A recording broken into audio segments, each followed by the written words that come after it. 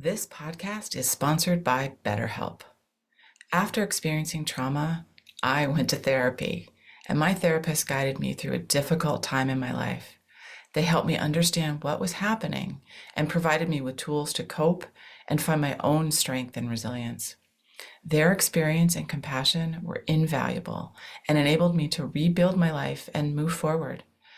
I strongly believe in the power of therapy to help people through difficult times.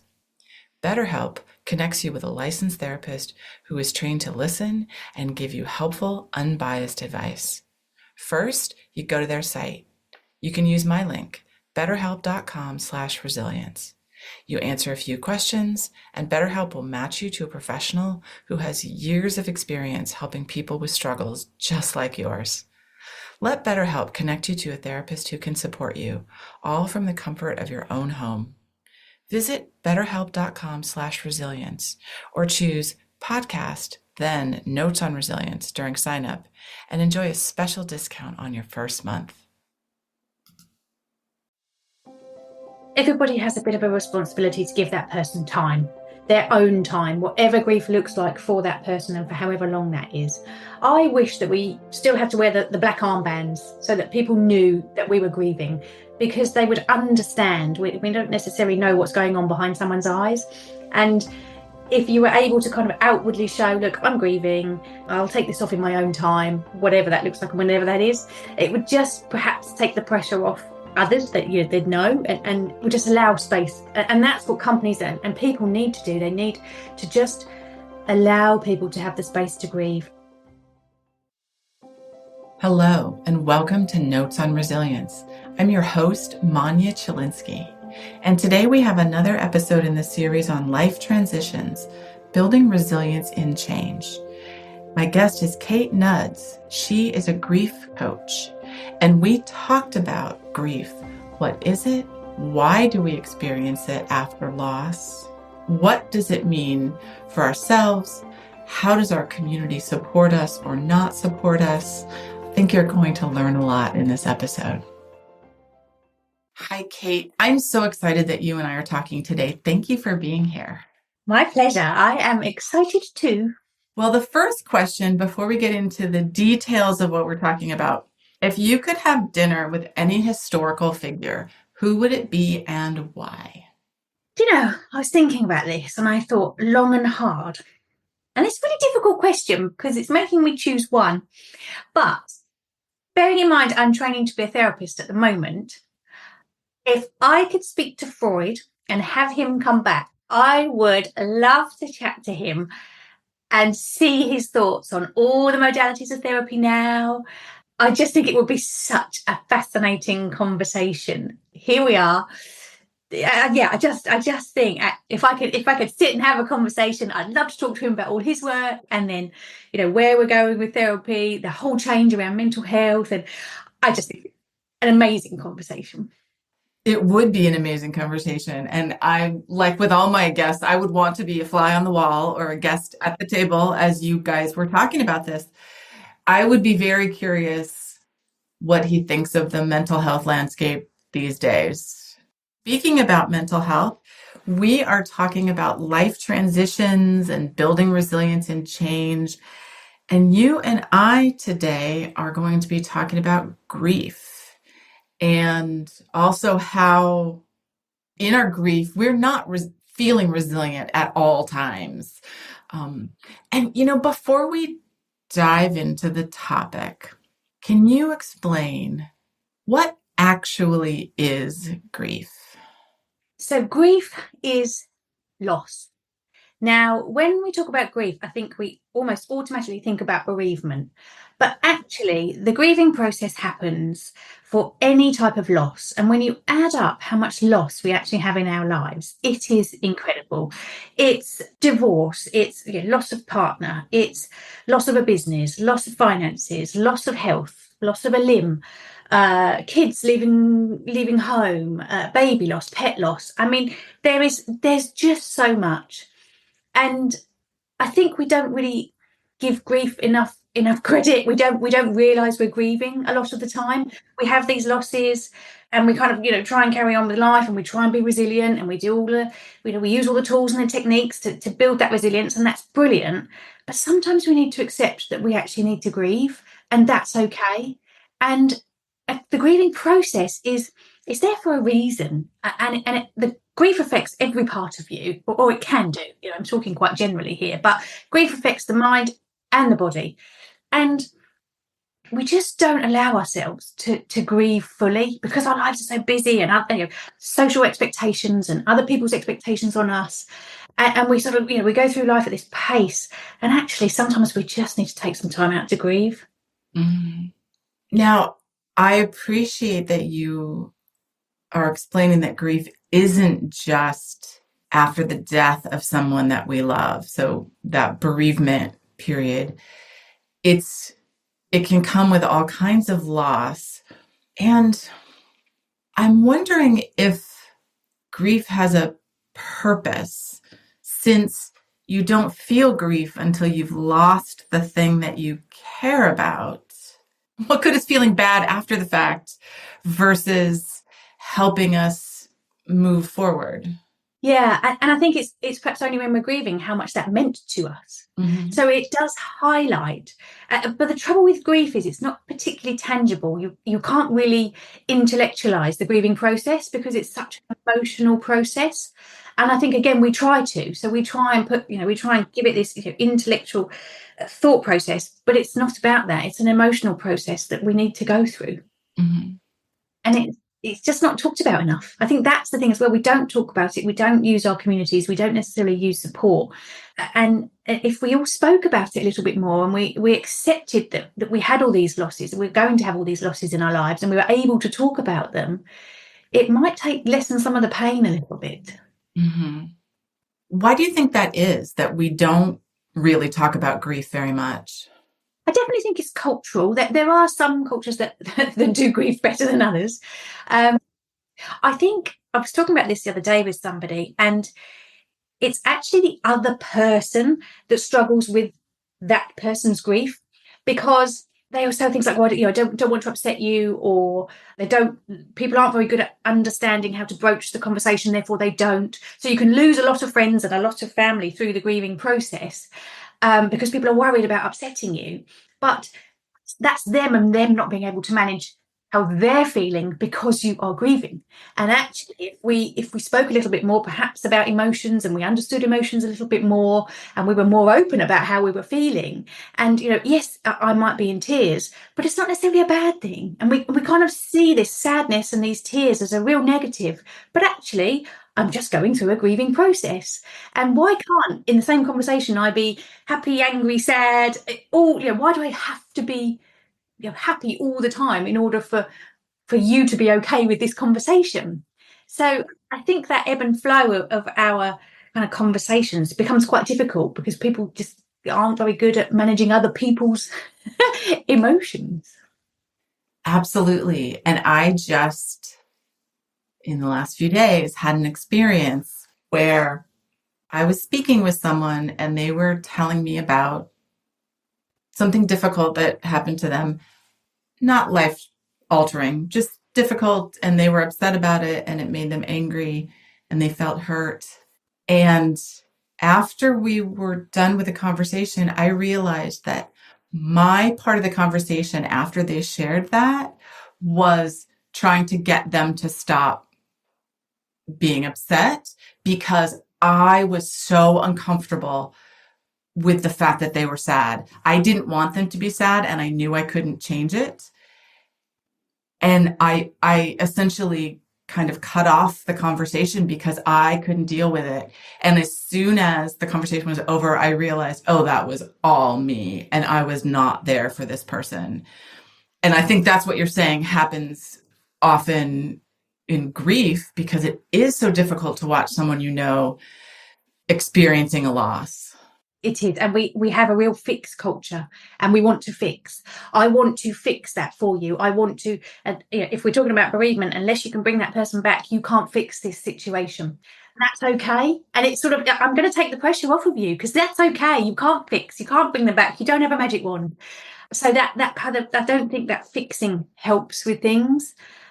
But yes, it is interesting when you understand your own emotions a little bit, and you're in that conversation with someone, and you can almost, reflect on your own emotions, and what was coming up for you whilst that person was, whatever emotional state that they were in, what's coming up for you, and can you not fix? Can you just let them be, and allow them to go through that process? And it's difficult, really difficult, because we're just not used to it. Yes. And I thought about it afterwards, and I thought, oh, it would have been quite simple to allow them to feel what they were feeling. It was triggering me, so I had to get them to stop talking about it because I couldn't deal with my own emotions. And I was, let's say it was a teachable moment for myself afterwards to realize that's what was happening. We're talking about life transitions, and grief is so clearly a part of a lot of transitions if we're talking about loss, because often change means we're leaving change always means we're leaving something behind. Often there's sadness and a sense of loss around that. How do you think about grief and loss and making changes, and how can we be successful in getting through that change, and however we want to define that success? I think allowing ourselves to go through a grieving process, and taking the pressure off ourselves, and realizing that it's okay. And for somebody that might be 1 day, 1 week, 1 year, 10 years, there is no time scale with this, and don't let society and other people put that pressure on you. What works for one person doesn't necessarily work for another. And I think that's also kind of the issue with grief, is that we all grieve in our own ways. And some don't necessarily show outwardly that they're grieving. Some show very outwardly that they're grieving. Some try and, sort of bracket it off and put it in its box. But grief does always tend to come and get you at some point. It's always there waiting for you. Sadly, you can't outrun grief as much as we'd like to. So yeah, I think the reason that I got into what I do is because I was so surprised by grief. It literally hit me like a tidal wave, and I had no kind of expectations about. Well, no, I did have expectations about grief. I had the expectations that society had put on me, that I would go to the funeral, and then this sort of magic wand would happen, and I would feel better, and life would carry on. But what I hadn't realised was I had changed. The world had changed. I couldn't do the job that I was doing. I was a mess. I mean, grief just absolutely floored me, both physically and mentally. And that's why I started this work, because I thought I don't want anybody else to be so surprised about grief, and I want to be able to open up the conversation for people. It's the one thing that every single one of us is going to face. Losses in general. We're not necessarily talking about bereavement. And if you can not have anybody around you die, then great. Let me know how to do it. But we're going to face losses, and we just don't talk about the fact that there will be a grieving process. And that's why I wanted to do this work, to allow people to have those spaces, whether that grief is, like I say, a day old or 10 years old. It doesn't matter. You get to talk about it. You get to openly grieve, and that is such a privilege. Absolutely. And I think about, you said wanting to make space for people to have these feelings, and to be in a safe space where they feel where they can deal with these emotions. And I think about a lot organizations and the way our society is structured. And it feels like, at least in Western society, that there's not a lot of space given to us to grieve. People get 3 days bereavement leave after somebody dies. We expect people a couple months later to be back at work and not even talking about their person. And so how can we, I guess, what role do that kind of societal expectation and the way our organizations are structured, what role does that play in how we're able to grieve? It's a barrier. It's a big barrier. And that 3 days, normally in a lot of policies, is worded something like, if it's a close family member, well, what does that even mean? What about if your best friend goes? What about even pet loss? Pet loss is huge, and something that we don't really talk about, and companies certainly don't really include that in the policy. But it's a huge event in someone's life, and I could barely have a shower after 3 days. I was so floored by grief, to say that again, that 3 days wasn't barely enough. We were just going through all the sadmin, as it's called, which I think is a brilliant name. We were just barely trying to get the death certificate and work out what to do, because until you've got that, you can't do that, and then you've got to do that bit, but you can't do that bit until you've got that bit, and it's such a process. And 3 days, there was no way that I could go back in and do that same job after 3 days.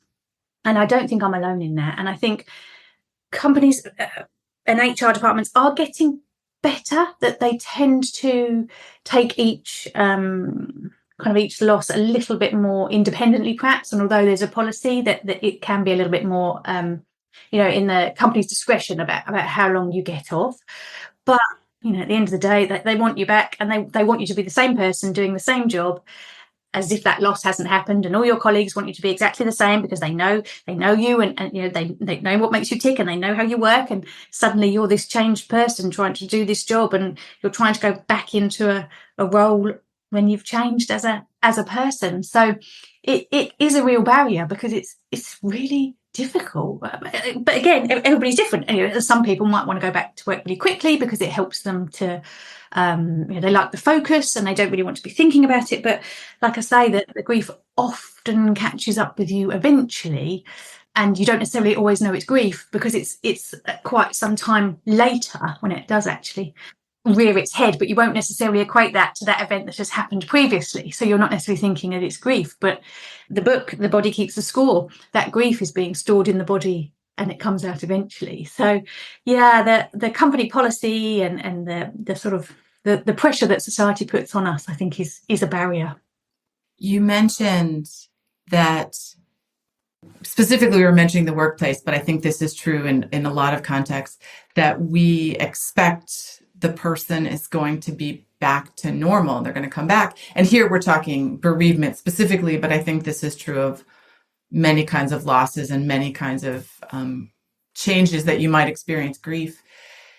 And it is so difficult for us to deal with somebody else changing, and we just want things to go back to normal. Even if the thing happened to us, we just want to go back to normal. That seemed like such a human response of, please take me back to where I was 2 minutes before this thing happened. And it seems to me that can be a barrier to our own healing, is that we all want to get back to where we were, but we're actually never going to get back to that person. Yeah. And it's understanding that this is a new normal, and it's trying to work out what that new normal looks like. And grief is really the loss of all the hopes and dreams for the future. So you've not only got the loss here and now, it's all those secondary losses that come, that you're never going to then be able to do and see and have with, that, let's talk about bereavement, with that person. So you have changed, your whole life has changed, everything that you thought was going to happen has changed. There's so many changes that you have to go through. And it really only comes with time that you start to be able to kind of accept it, really, and realize that you have changed, and what that now looks like. What does that world look like, and what do you want to do next? And have you got to make an awful lot of changes? People lose partners, and financially their financial situation has changed overnight. It isn't just the loss of that person, it's all those secondary losses that come with it. Absolutely. Why do you think we have such a hard time with this kind of change and dealing with grief after loss? Like, why is it so hard for us to accept that it's going to be new? I'm going to be a different person. This person that I'm working with, my colleague, my boss, is going to be different. What's that barrier? I think, and they say it's the club that you don't want to join. But when you've got a ticket for it, you're in it for life. And unless you've been through it, you just don't really get it. And the majority of people aren't necessarily talking to each other about grief and loss. So we're all going about our daily lives without touching on it. And especially at work, and even in our homes and things, we aren't very good about approaching the subject before it's happened. And actually, if we could have conversations, this is what I would like, and this is what needs to happen if this happens to me. Let's preempt those conversations, but we don't, because we shy away from it because we think we're going to sort of tempt fate. But actually, would it not take the pressure off the people that were left behind a little bit if we were able to be a bit more open about the end, whatever that looks like and whenever that might be? Could we not just open up those conversations and not be quite so worried about having them? It's the circle of life. We all know we have an expiration date, unfortunately. We know when that is, but shouldn't we kind of talk about what might happen what we want to happen when that does happen? That's scary, though. I don't want to think about dying. I would have been the same before all the grief work, but then when I saw my mum die, and I saw her getting iller and iller, I just thought, why are we not talking about this? We were in denial of her death until the day she died. I was hoping for some sort of miracle, even the day she died, and that miracle never came, funnily enough. And it's really made me focus on, I want all my ducks in a row so that the people around me are not so battered by grief as I was. I need them to know where all the paperwork is. I need them to not worry about what I want or what I don't want. Here it is. It's all written. You don't even need to have the conversation if you don't want to have the conversation, but just think about it yourself. What do you want? Take the pressure off. What music do you want playing? Why do we struggle so much with thinking about the end? Because, like I say, it's the only thing that every single one of us are going to have to go with. I know. And I don't know the answer, right? To why is it something? I guess because I'm thinking it's the unknown. It means the end. Once I'm gone, then I'm going to miss out on everybody's stories, and I don't want to think about that. I don't know. It is interesting. I will say that I have thought about my own death much more since my own experience with trauma, and view life much more preciously now because of that experience, and realizing how close I and so many others were to maybe not being here anymore. And it definitely has changed the way that I look at death and the way that I think about it for myself and think about it for others. And I realize that doesn't mean I'm not going to grieve. It just means I have a little bit more, I don't know, maybe a little bit more understanding of it. Yeah, you're processing it differently. Absolutely. And that's what I mean about, once you're in that club, you can't really get out of it. You've got the ticket for whatever reason, and you just understand it and get it a little bit more. My sort of ideal clients are people that want to make a big change whilst they're grieving. They want to give up that corporate job because they've just seen how short life is. They want to go traveling. They want to start that business. All those things that they've thought about and said that they want to do, but just never got round to it. Suddenly you realise that time is so precious, and actually I don't want to be doing this, because if I have only got 6 months to live, I want to make sure that I'm doing something that I want to be doing. So it sort of puts a bit of a clock on your own head, and you start to think about your own mortality. That's how what happened with me and my grief. I'd never really thought about it, and then, like I say, I went through this whole kind of deep challenge with grief, but it made me start thinking about my own mortality and what, am I doing what I want to be doing? And no, I wasn't. Yeah. And now I am. It is very interesting how it is an opportunity to reevaluate our own life and our own choices, that when someone we care for dies. What role do you think the community has, or our organizations have, in fostering that sense of resilience or creating space for us to deal with our grief and loss? I think everybody has a bit of a responsibility to give that person time, their own time, whatever grief looks like for that person and for however long that is. I wish that we still have to wear the black armbands so that people knew that we were grieving, because they would understand. We don't necessarily know what's going on behind someone's eyes. And if you were able to kind of outwardly show, look, I'm grieving, I'll take this off in my own time, whatever that looks like and whenever that is, it would just perhaps take the pressure off others that they'd know. And for me, it would just allow space. And that's what companies and people need to do. They need to just allow people to have the space to grieve. And our language around grief isn't very helpful. We do kind of say, are you not over it yet? Or we just have this expectation that somebody's going to be okay after 6 months or kind of a year, and certainly after 2 years, really should be over it by now. And why is that? And I think once you've been through it, you get it. And that's the difference. When you haven't been through it, it does look like that person, okay, they're we need to help them get over this. It's that kind of fixing again. And you can't fix, and companies can't fix, and individuals can't fix. So if we could just create that space for conversations, if managers were a little bit more, had a bit more education around grief and the grief process and what that looks like, they might be able to deal with their colleagues that are grieving a little bit easier. But again, I kind of go back to, once you've been through it, you've got so much more empathy because you get it. And that's the only way I can describe it. You just get it. You have got that ticket. And when you haven't, it is so difficult to understand.